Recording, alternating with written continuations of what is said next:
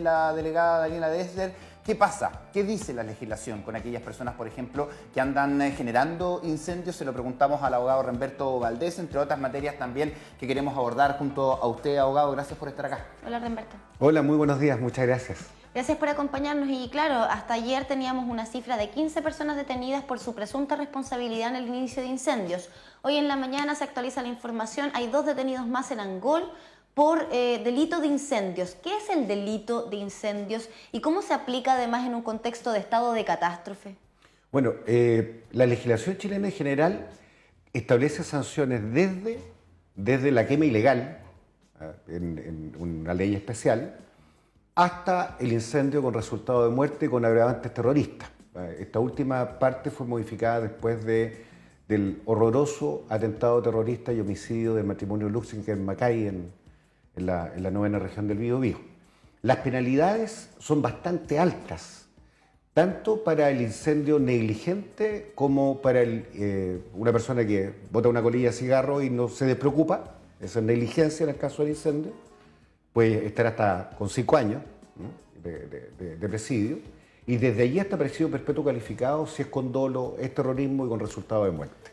Humberto, bueno, a ver, es lo que, y siempre lo escuchamos, vamos a aplicar todo lo que la ley nos permite.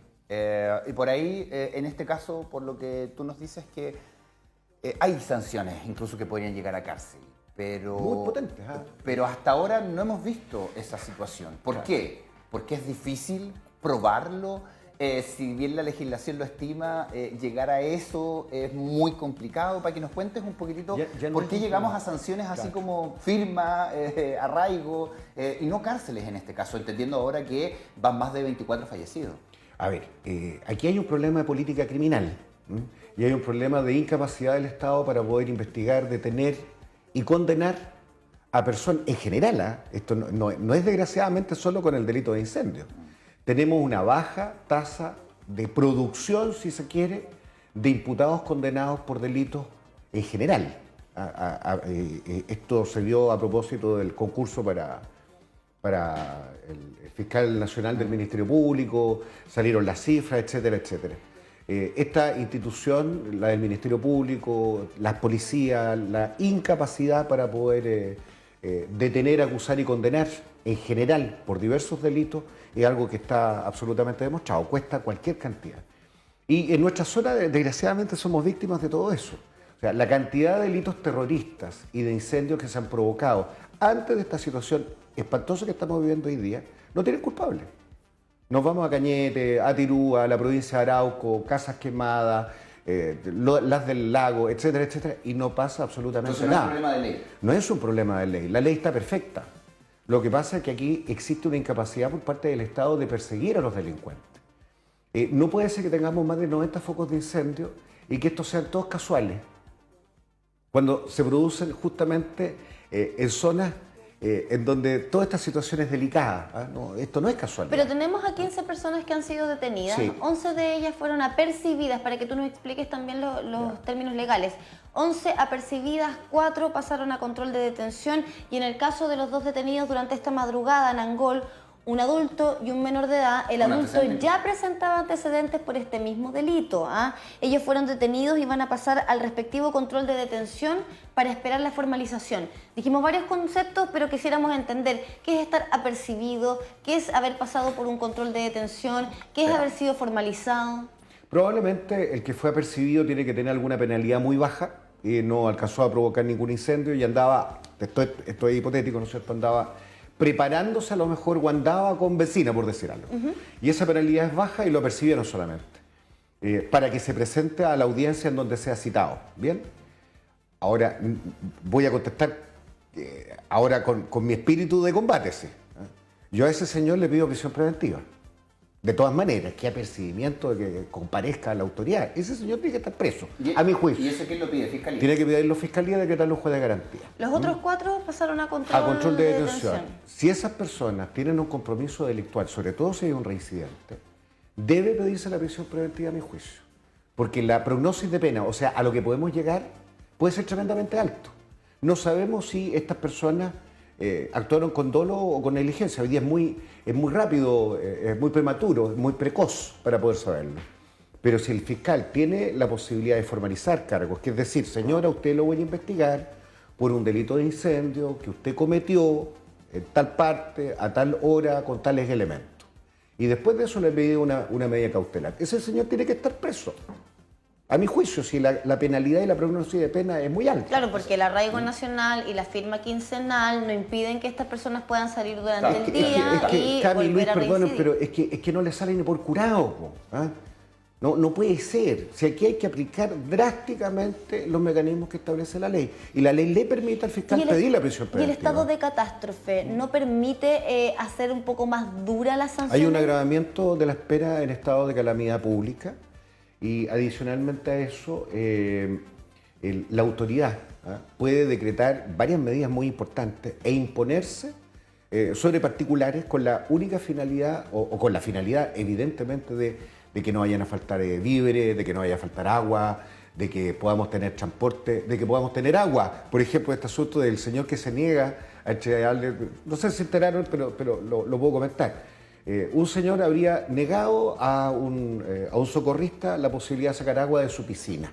Eso en estado de catástrofe es denegación de auxilio y puede ser constitutivo de delito. Y segundo, la autoridad militar puede imponer por la fuerza, de manera inmediata, la incautación completa de la piscina entera. Sí, y que te queremos preguntar por eso también, pero para abordar el tema de lo que significa hoy día esta persecución frente a la provocación de incendios, porque ya nos han dicho las autoridades, CONAF, el 99% de los incendios provocados son intencionales por el hombre claro. en nuestro país. Y ahí hay que hacer la diferencia entre con intención o por negligencia. Uno de los primeros detenidos en la provincia de Arauco fue por estar trabajando con una galletera. Claro.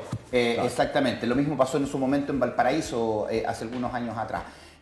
¿Cómo se comprueba de que ese foco de incendio, por ejemplo, generó la muerte de alguien? ¿Es ese foco en ese sector? Porque sabemos que esto va avanzando, las pavesas se van saltando y se van generando focos en otros lados también. Y a lo mejor el fallecido no es en ese foco, pero sí en el que genera consecuencia después o en el posterior. ¿Eso cómo se vincula, por ejemplo, para aumentar o agravar la pena? Aquí es fundamental el informe pericial de bomberos o de los socorristas de CONAF, que son los expertos en esta clase de incendios. Pero hay un tema que no es menor y que puede servir para la persecución penal. Si yo soy un incendiario y lo hago a propósito, el solo hecho de que esto sea con resultado de muerte significa un agravamiento de la pena que te puede llevar al presidio perpetuo calificado. Y yo creo que hay que pedirlo. ¿Y se puede comprobar que fue con intención? Evidentemente que se puede comprobar. O sea, si yo voy con un foco le echo benzina al bosque, ya... Claro, que es lo que estás haciendo. Claro. Ahora, es importante entender que el estado de catástrofe permite endurecer las penas en torno a estos delitos. O sea, una persona que hoy día está siendo detenida por presuntamente ser responsable de haber iniciado un incendio forestal no está bajo la misma figura que fuera de estado de catástrofe, ¿no? Algunas de las figuras se agravan justamente porque estamos en un estado en que una determinada zona es víctima de una situación de calamidad pública. Entonces hay que ser particularmente malo, por ejemplo, para robar. Cuando Por ejemplo. la gente que le han robado, que se lo han dejado pilucho, pierden casi todas sus cosas y vienen los ladrones y se las roban. En estado de catástrofe, ese robo es sancionado con mayor penalidad que si no hubiera estado... O sea, aquella persona que fue detenida robándole a brigadistas, sí. Esa persona fuera del estado de emergencia tendría una pena y menor, tendría y hoy día otra. tiene una más alta. Hay un agravante por esa conducta porque lo que dice el Código Penal, oiga, en definitiva, usted cada vez que agravia más a alguien y se aprovecha de circunstancias dolorosas, tiene que tener una pena penal superior, porque se la merece. Ahora, con respecto a lo que hablábamos hace un rato y le preguntaban también al ministro de Obras Públicas, Juan Carlos García, por esta situación, ¿no?, de los brigadistas españoles que denunciaron que no habían podido sacar agua de una piscina, en Yumpel particularmente me parece, porque se habían negado los dueños de la casa, ¿no?, los dueños de la piscina finalmente. ¿Qué? Se le preguntaban a él, ¿cierto?, con respecto a qué tipo de sanciones se pueden perseguir. Él hablaba, bueno, esto tiene que estar a cargo de Carabineros, la investigación, pero en estado de catástrofe... En estado de catástrofe entra la autoridad militar, ya sea la Marina o sea el Ejército, impone la incautación del agua y se acabó. Después se le pagarán los litros de agua al caballero. Pero ese señor está incumpliendo una orden de la autoridad.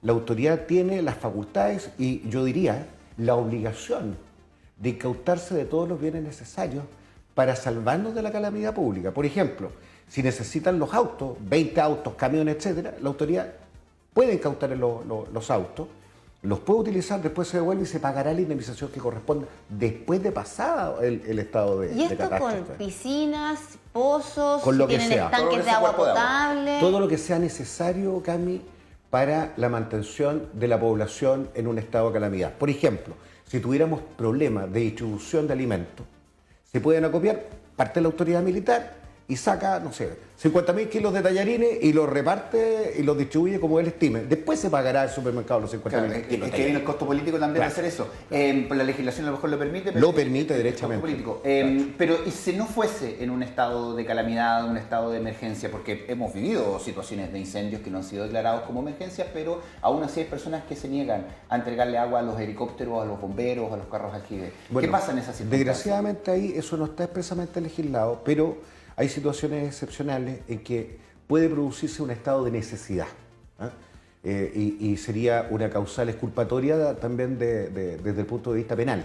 Si yo voy en un estado de necesidad y me meto a la casa del vecino y le saco todo el agua que pueda para poder apagar el incendio de mi casa, ¿ya?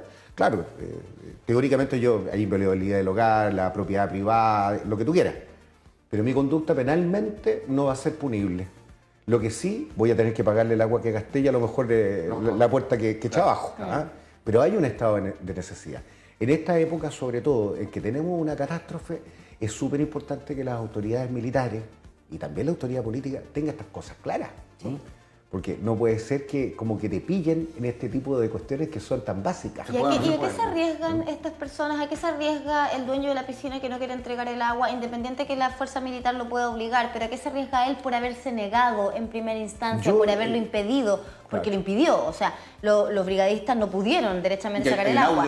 Y de hecho se tuvieron que ir a otro lugar, ¿cierto?, donde demoraron más tiempo en poder hacer esta carga, esta recarga de agua. ¿Qué pasaría en ese caso con esa persona? A ese desalmado yo le imputaría a alguna de las conductas de denegación de auxilio. ¿Pero se puede? Por supuesto. ¿Y cuáles son las sanciones asociadas? Son bajas, pero va a tener una condena penal o puede irse a un reproche importante. ¿Y en el caso de Y evacuación? hay que hacerlo, ¿ah? Hay que hacerlo. ¿Y eso porque lo hace, volver a insistir, lo hace Fiscalía? Fiscalía tiene yo, si fuera fiscal, iniciaría una actuación criminal de oficio por esa situación. Pero tienen las herramientas. Y ahora, en el caso de evacuación, Remberto, también hemos visto situaciones muy complejas y lo han dicho también acá las autoridades, entienden, por supuesto, empatizan con aquellas personas que no quieren evacuar, que se niegan a evacuar, pese a las alertas que les llegan a los teléfonos, ¿cierto? ¿Qué pasa en ese caso? ¿Se le puede obligar a una persona a dejar su casa? Absolutamente sí. Aquí hay bienes superiores y la autoridad militar puede determinar todas aquellas medidas por la fuerza. Estamos salvando en contra de su voluntad, si tú quieres, una situación. Pero tienes que pensarlo también desde otro punto de vista. Si esa persona no sale, alguien del Estado probablemente vaya a estar preocupado de cuidarla. Porque así se va a producir. Y este elemento humano y el elemento material va a tener que estar destinado a este grupo de personas que se niega a cumplir con la autoridad militar. Entonces, vamos a perder estos recursos humanos, materiales, etcétera, porque estas personas, no legítimamente, pero sí uno lo puede entender como ser humano, están incumpliendo con la decisión de la autoridad que está a cargo de la emergencia.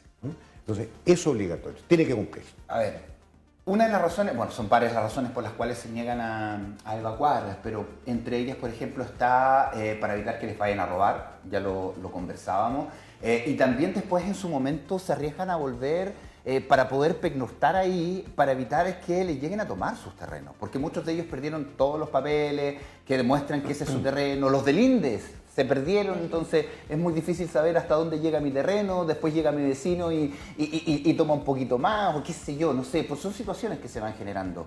¿Qué pasa con aquellos que lo perdieron todos? Inclusive los papeles que determinan su propiedad y los del INDES también.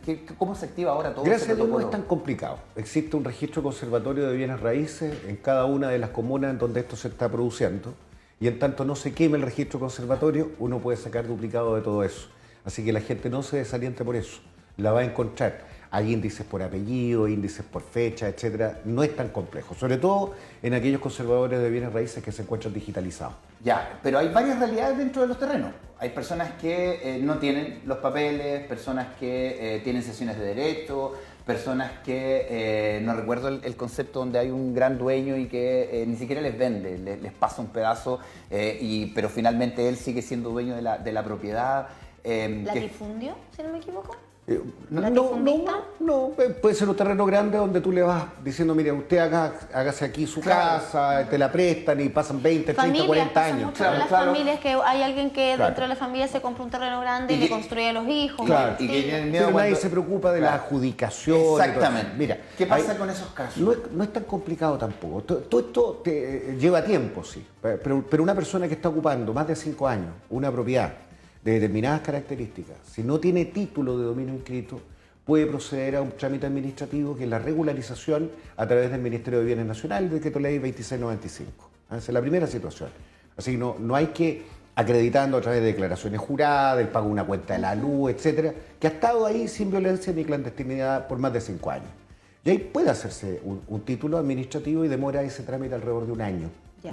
Eso es lo que tiene que hacer una persona al día de hoy, claro, Humberto, que tuviera esa situación. si vuelve a su casa, alguien que vuelva a su terreno, ya perdió su casa, pero vuelve a su terreno y se encuentra hoy día, por ejemplo, con una persona que se tomó este terreno o con un grupo de personas que se lo tomaron por la fuerza y no le permiten volver, porque eso es otra cosa. Sí. ¿Qué hace esa persona hoy día? Se tiene que querellar también otra vez. Aquí estamos en una situación difícil, este es comentario aparte, porque el Estado de Derecho en Chile está débil. Las instituciones no funcionan, no están funcionando, a mi juicio. Bien, entonces volvemos al tema de la usurpación. Esto de estarse haciendo, entre comillas, justicia por mano propia. Yo de un terreno desocupado y me lo tomo. Eso es una usurpación y puede ser violenta o no violenta. Y el fiscal tiene que perseguirlo y le da la orden a la fuerza pública para que sean expulsados ya. Eso es lo que hay que hacer. Y la institución debería funcionar. Ahora, desde el punto de vista práctico, la verdad es que estos pueden ser solamente dichos, ¿ah? Porque sobre todo en nuestra zona de Arauco, etcétera, esa es letra muerta desde el punto de vista práctico. Pero a las personas que hayan sido violentadas en sus propios derechos, en esta situación tienen esa vía la penal, también tienen la acción de protección, porque aun cuando no sean dueñas del terreno, uno de sus derechos, que es el derecho a la vivienda o haber estado ahí, está siendo conculcado de manera ilícita. Perfecto, Remberto. Bueno, vamos a quedar atentos y por supuesto siempre es muy importante tener la información, por eso compartan esta conversación, va a quedar alojada en canal9.cl, ¿cierto? Con todo lo que ya le hemos preguntado a Remberto en términos legales y lo que está viviendo Chile hoy día con esta catástrofe. Ahora, tú muy bien lo mencionabas, las instituciones de pronto dan la sensación de que no funcionan, ¿no? Y particularmente, y aquí vamos a cambiar totalmente de tema, vamos a pasar a algo que también ha hecho mucho eco a la luz pública en estos días, y es el caso de Nicolás López, este director de cine que fue condenado y que todavía es considerado culpable ante los ojos de la justicia de 2 abusos sexuales consumados. La condena se dio a conocer el año pasado, tenía penas de cárcel que hoy no va a tener que cumplir. ¿Qué es lo que sucede con la legislación chilena que permite hoy día revertir una condena de cárcel en un caso como este? También sabiendo, Remberto, lo que ha costado además que este tipo de casos, que los hechos de abuso sexual hoy día sean condenados realmente en la justicia chilena. Mira, ahí hay todo ordenamiento jurídico que se precie de tal debe tener un recurso que puede interponerse en contra de una sentencia, ya sea condenatoria o absolutoria. ¿Ya? Esto está en todos los tratados internacionales de derechos humanos que civilizan a los estados, a los pueblos. ¿Bien? Esa es una aclaración previa. ¿Por qué? Porque todos tenemos derecho a un debido proceso y todos tenemos una presunción de inocencia, y es el Estado a través de Fiscalía quien tiene que superar ese obstáculo, que es la presunción de inocencia, y acreditar con medios de convicción legales, no robados, ni adulterados, ni bajo tortura, etcétera, la culpabilidad de una persona. En este caso, la Fiscalía superó ese obstáculo. Nicolás López es un delincuente, es un abusador sexual condenado por sentencia firme y ejecutoriada. Bien, ¿de qué se salvó Nicolás López? Se salvó de la cárcel por una cuestión de orden técnico. El recurso de nulidad que interpuso su abogada, la colega Paula Vial, resultó idóneo para destruir pequeños elementos de la condena de Nicolás López que le permitieron revertir y rebajar la condena. Y con la rebaja de la condena a 5 años, él sale con libertad vigilada intensiva. Porque 5 años de un día Hasta para 5 arriba. años. Claro, lo que pasa es que hay una ley también que establece, la 18.216, que establece formas alternativas de cumplimientos de pena.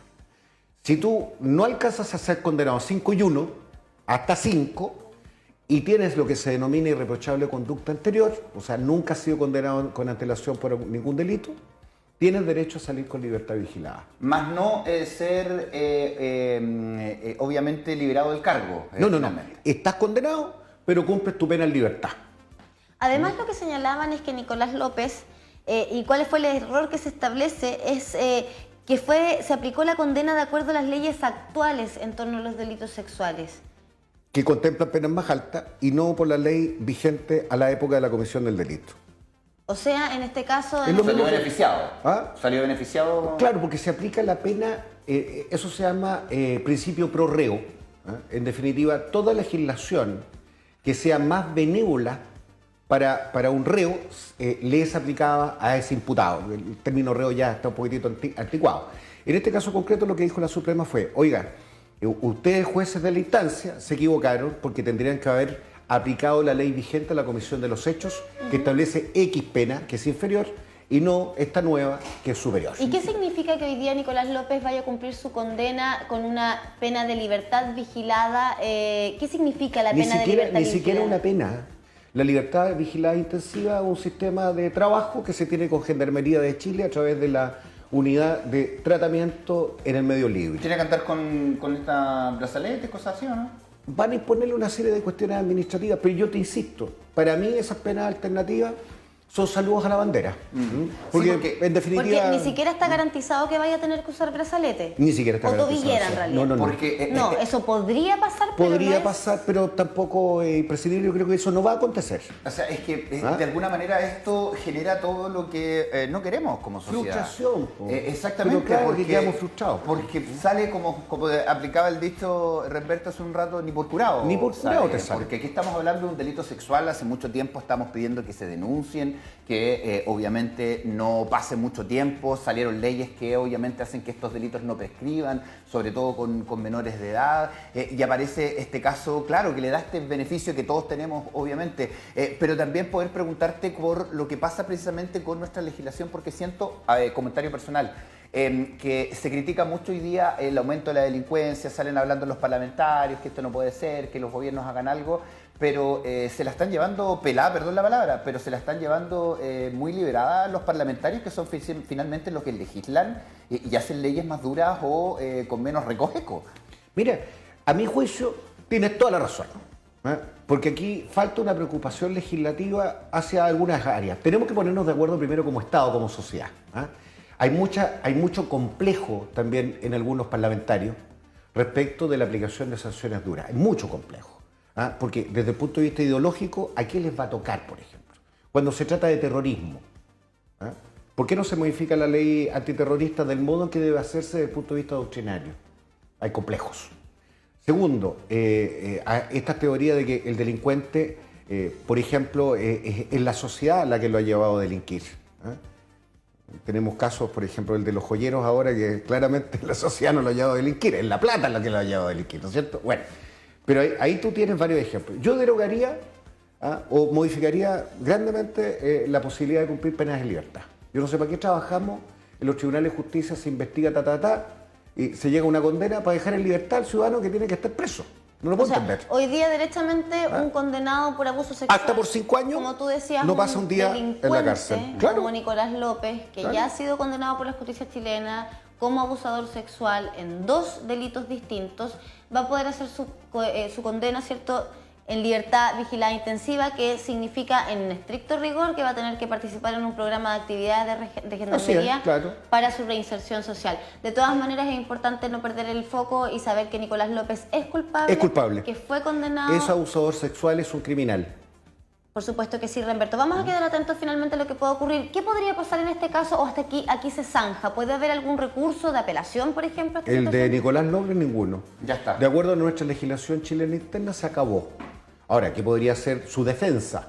Podría irse a la Corte Interamericana de Derechos Humanos, por ejemplo, y decir que se violaron sus derechos Claro. al debido proceso, pero no creo que eso vaya a Ahora hay acontecer. que estar atentos a lo que va a pasar con el nuevo juicio de Beatriz Pradenas también, a ver si hay ahí alguna sorpresa también en los No juicios. debería Esperemos que haberla, no, esperemos que porque no. lo único que se anuló allí, ¿por qué se anula el juicio? Por algo que es realmente fundamental, por la ausencia y parcialidad de uno de los Sí, jueces. sí, es un tema que Lo por vamos a supuesto estar vamos a estar conversando. siguiendo. Claro, Gracias, claro. Remberto. Gracias a ustedes, que tengan Nos muy vemos buen en día. la próxima, 9 de la mañana con 50.